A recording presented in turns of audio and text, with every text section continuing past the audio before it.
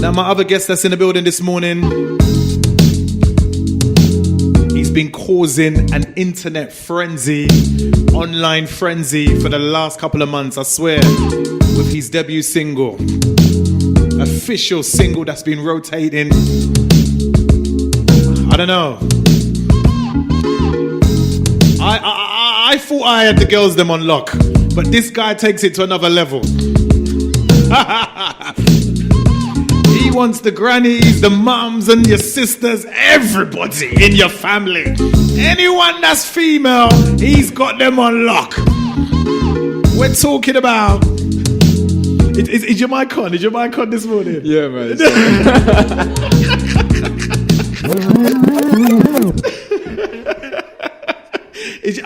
No, listen. Was that a proper intro? Was that a proper intro? More than an intro, man. You're making me out to be some sort of player. It's not me. No. I'm not saying you're a player, but you got them on lock. No, seriously, your timeline. No, listen, let's get to that in a little while, yeah? Let's introduce my next guest this morning. Introduce yourself, please. Yo, I'm Peltsman, and I'm here with the legendary Special K. Oh, stop it, man. Legend. Listen, nice to have you here this morning. For some of the listeners who might not be familiar with who Peltsman is, just give them a little insight about, how you got into the music industry and all that, because you might be a new artist to some, and you are an up-and-coming artist as well, do you know what I mean? So give us a little insight, Peltsman, as to how you got into the industry. Yeah, man, I'm up-and-coming. I'm a rapper, songwriter. Started around the age of 14, really, and just literally in school, had some time off school, and then started writing poems and raps. Come through about 16, started taking it a bit more seriously. Got with the management at 18, and we started up a plan, man. And lately, it's just been blowing up for me. Yeah, it's crazy. So what was the initial step when you said, you know what, I want to take music seriously? What was you doing at the time? Was you at college or uni, or what was you doing? Yeah, man. I hit up college. I done music technology for 2 years, from the age of about 17 to 19. I learned a lot, that boosted me up, seriously. I learned some major skills, done a bit of production there, learned about mixing. So from then on, it was easy for me to make my own records from my own home. So, do you know what? That's a good point you brought up, It's because, people coming into the music industry, where they solely put their time into music. Do you feel like, what's your views on education? How important is education and on the backbone of when you're trying to pursue a music career? It's a huge bonus to have education. You can't just go into this industry thinking, I'm going to make tracks and then I'm going to get somewhere. Yeah. You need to know a little bit about the industry. So for me, college was such an important thing, not only for learning, but you get so much experience. You do performances. You just gain the most experience you could ever get. And I think it's all about living that reality and putting yourself into that situation and ready for the music industry. You have to have that learning curve. You have to get past that. So what have you learned so far about being in the industry? Is it all the spitting scene? Because I know on your journey, for the time you've been in it, you've seen wow, is that how it is? And I weren't expecting that. How's the journey been so far? Do you know what? It's a lot harder than people would ever know. Really? It's not just I'll make a tune, put it out there, and then the whole world loves it. You go through some turmoil. There's people in the beginning of my career that wouldn't even take me seriously. They friends wouldn't even take me seriously for doing my rap. So for me to gain the respect now is such a huge achievement. And I've been pushing for a while, trying to put tunes to radio, and it's just lately that I've got this success with a new record. Yeah. Your Love. So. Right, so tell us about this track, because we're going to play it very shortly. Now, you've made this track now called Your Love. Now, a lot of people will be familiar, if you're over a certain age, with the original track by Kenny Thomas. Yeah, so tell us about why you hooked up with Kenny Thomas. How did you even get in touch with him in the first place? Well, the record started off as a little freestyle. I found a beat, I've done a little freestyle, put a little melody down, and I wasn't really sure on it. I took it to the manager. She was like, yo, this could be something special, right? So rewrite the song. I rewrote the song, but there was something lacking. We wanted to put down a chorus, so we thought 90s is coming through right now. So check some 90s songs. We found Kenny's song, and the vocal fitted perfectly for the chorus. We was like, oh, imagine if we could get him on the tune, like actually revocal the tune. So funny enough, I got in contact with him, and he wrote back saying, do you know what, I'm liking what you're doing with this. Really? And he was so impressed that he decided he wanted to revocal it. Wow. In the beginning, he was like, I don't want to touch this. I've tried to do it too many times. Yeah. And then when he heard what I had done, he was like, do you know what? Let's do this. Was you aware of who he was before anyway? Like, even though... I heard of the name. Right, you heard the name. Okay. But like, I wasn't familiar with all of his songs. Yeah. I mean, I'm only 22 myself, so when his song was out, I was only young. Well, there you go. Your mum and dad would know about that tune. Yeah, definitely. There you go. So there you have it. You hooked up with Kenny Thomas, and then the rest is history. Yeah, man. So I mean, what you saying to me, like, did you put it out earlier in the year, but you wasn't getting like the attention that you probably wanted from the track? I mean, it was circulating for a while, but like the feedback on it was a bit... It was like split. Everyone had a split decision on it. Like, all of my fan base would be saying, "Oh, this is amazing," and like some DJs on the lower radio stations would be like, "Oh, this is a tune. This is a summer banger."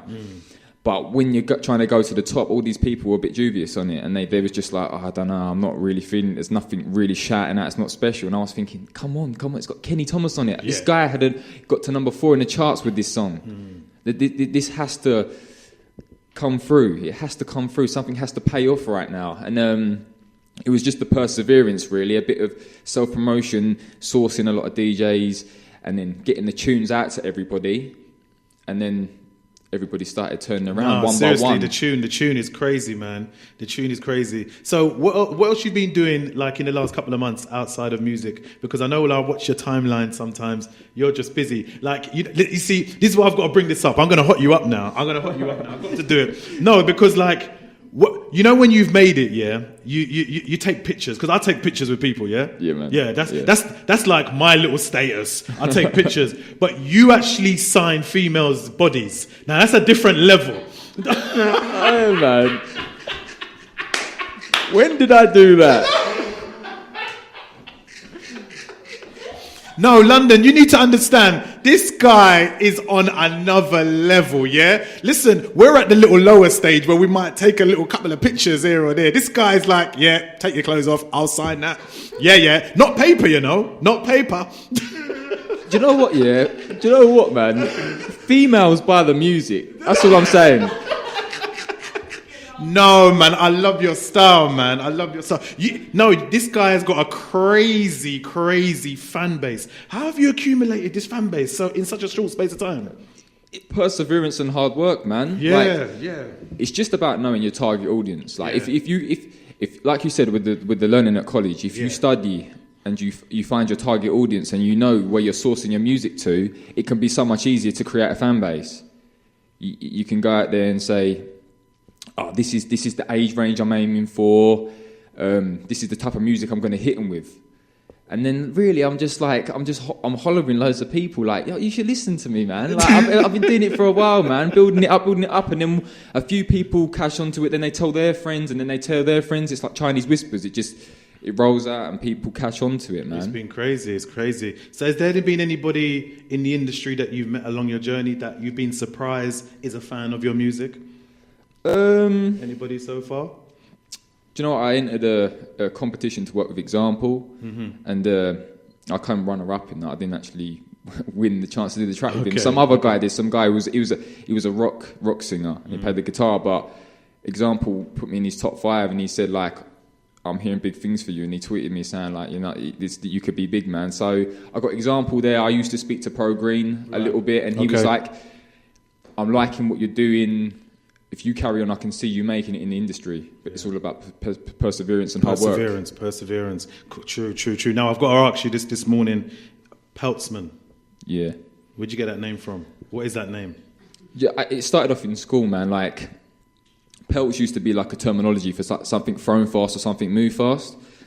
And I was a fast runner at school. Like, I used to run for Kent and used to run for my school. Okay. And the Cambridge Harriers. So, like, they tipped me for the Olympics, actually. And so my mates used to call me Pelts. So the name kind of derived from there. So, like, Peltsman. Peltsman. Yeah. And also as well, musical influences. So who's your musical influences? Who you feeling? Oh, I don't want to be cliche and say Eminem again. I can't be calling Eminem, man. I say him too much. You know what, yeah? Look, we just had a text in. Ooh, come and sign mine. Oh, my God. What? Look, you see? What are you doing to me special? No. What are we doing? Look, see? That's this guy. No, I want some. What is it? The aftershave? What am I doing wrong? Yeah. Laura, you need to hook me up. No, seriously. Because your pimping game is on another level. You just got to be careful, because that might be a bloke. I don't want to go there. 478. We're just checking that your name's Michelle or something, yeah?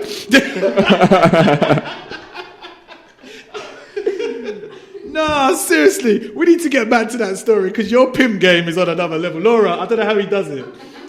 Seriously. But anyway, yeah, back to the influence. I like your face, he's just so like, listen. I'm shocked. I'm shocked to the core. Come on, musical influences. Who's you listening to? The first person I ever listened to has got to be 50 Cent on ours. They're the two people that brought me into the game. Like, M's my idol. I love M. Can't say a bad word about him, but I got to say 50 Cent, that album, The Massacre, oh my God, I had that on repeat like day by day, and I was just listening to it thinking, I want to be like this guy. This guy is a monster. Yeah. And he really got me writing rap, because I was writing poems before that, but 50 Cent got me writing rap, man. He's a major influence. Okay. Now listen, like me and you have had this conversation a while ago, yeah? It was about a month ago we had this conversation, and I thought it would be good to talk about this morning quite briefly. Now we was talking about the whole the UK hip-hop scene. Yeah, man. Does it still exist? And, where are you going with your direction of music? And so I thought I wanted to bring that up with you this morning. The thing for me is I think people confuse grime and hip-hop in this day and age. Like, they're two different things, man. Like, UK hip-hop is like Graph the Bus Up, you know what I mean? The old school hip-hop. And I don't think anybody really does it anymore. So for me... In this country? In this country, man. In America, obviously, they got it locked down. But in this country at the moment, it's grime, and I want to be the one to bring hip-hop back, because I feel that it's been missing for a while now within the UK scene. And it's like kind of soul destroying, because that's what I grew up on, man, hip-hop. Yeah. And saying that, does that dishearten you, knowing that we don't really have an established hip-hop scene in the UK? Does that dishearten you because where people are taking the easy route out to go and make a pop track and things like that? No, man. You know why it doesn't dishearten me? Because I'm gonna be the one to bring it back. I'm the one who's gonna bring it back, man. Like, it doesn't dishearten me at all. Like, okay. No, it does really. Deep down, it's worrying for me, because pop music is easy to make. Yeah. Yeah. Anyone can make pop music from their room anymore. Like, you got guys producing garage tracks getting to number one, like playing a keyboard and playing electrical synths and getting number ones out here, when you got hard-working artists who are doing the vocals and creating these tracks all from their brain. Like, everything comes from the top of their head. Lyrics. I think lyrics are such a hard thing to write at the end of the day. Like, so I think not enough artists get respect for writing lyrics. Okay. Who are your favourite UK artists? If you used to pick like your top 3 artists that you're feeling, even outside of hip hop, just in general. I think my favourite UK rapper is obviously Pro Green. Okay. The singer that I'm liking at the moment in the industry is Jess Glynn for doing it for the female. Yeah, Jess Glynn's doing her thing. I think she's going in hard. And I like Sam Smith. Okay. For the male singer. So that's a rapper, a female singer, and a male singer. Okay. That I'm kind of digging right now. Anybody that you thinking to yourself, do you know what, I might reach out to them? Because you made it quite possible, Kenny Thomas. So I'm going to surprise you here. There's one guy that I want to work with, Stormzy. Okay. I love Stormzy, man. Like, okay. Do you know what? The guy is so hard on the beat. Like, he's like, I think he's like the ultimate UK rapper, man. Like, he's just so cool with it and laid back. See, I'm confused because I'm not so much educated on about Stormzy. Is he grime or is he hip hop? I'm confused. Do you know what? It's like a crossover, really. Right. Like, Okay. He'll spit on a grime beat, but it will feel like a hip hop flow. So it's really difficult. But you know what? I think he can go from grime to hip hop anyway. Like, he can do what he wants. Like, he's in between. So. Okay. Well, it's been a pleasure you coming this morning, you know. Cheers, Has it been all right? Do you know what? It's been amazing. I've got to say, I was gassed for this interview, man. I'm not going to lie. No, Laura, it's like, he's the one, you know. He's the one to watch out for. Yeah, we've got to watch him. Right. So, you want to get through some of your shouts out this morning, Pelts? Because they're coming in, you know, before we get... man. I mean, you're here this morning, we're just chilling, do you know what I mean? You want to say massive shout out to Special P this morning? Yeah. And she would like you to sign something. Yo, do you know what would you like me to sign? She wants you to sign something. Maybe, I don't know, the tablecloth? Yeah. Yeah, man. Oh my gosh. Yeah, maybe the tablecloth or something. I don't know. Special P, man, his game is on another level.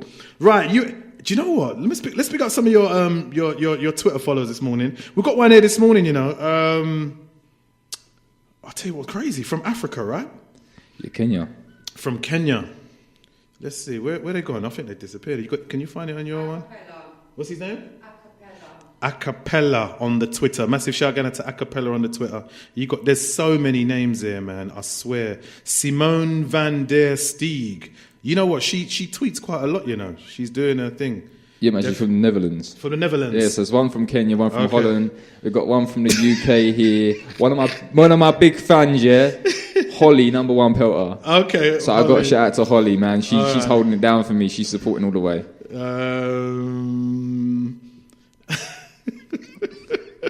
He's having fun right now. Look, I'm not making it up. You can read it yourself.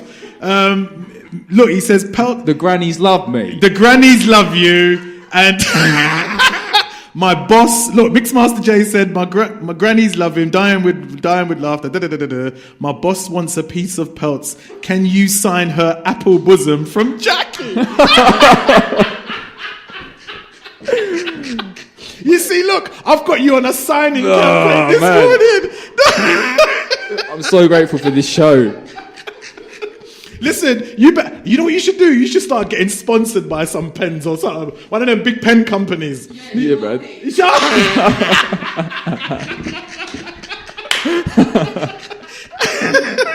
Oh my gosh. Nah, crazy. Listen, we need to get your tune on this morning. We need to get it on. There's so much joke here. Where is it? It's track number 8. You see, we've been talking so long, the CD switched itself off. Oh gosh, so what you got next coming up, man, after this single? Because I know this single's on heavy rotation. What you got next coming up? I got a lot that I'm working on at the moment. Like you said, I'm trying to find someone who I can collab with who's up there, man. Like, okay. I'm looking at the UK artists right now, like you said, Stormzy and that. Wretch sounded big earlier. Yeah. I'd like to get on a collaboration with him any day, man. That'd be crazy, he's sick. That'd be crazy. So yeah, just looking for that next collaboration, really. I mean, I've got a few ideas that I put down. I'm going to see if anybody wants to jump on the tune, you know what I mean? Okay, and can you introduce your single this morning, please? Yes, this is me, Peltsman, and my single, Your Love, featuring Kenny Thomas.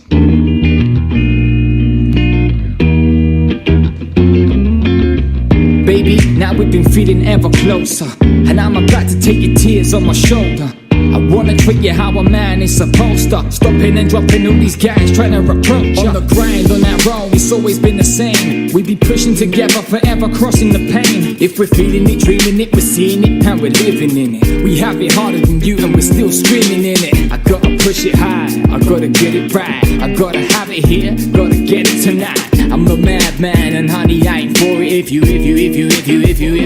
want it. Whatever happens, I'll always be there supporting. Up all night, talking to you early in the morning.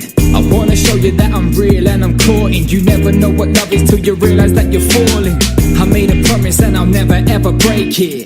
You can have what you want when I make it. Yeah, I mean it when I say it. I'ma take our dreams and reality will replace it. If you're hurt, I'm hurting too. And I'm thinking about your love.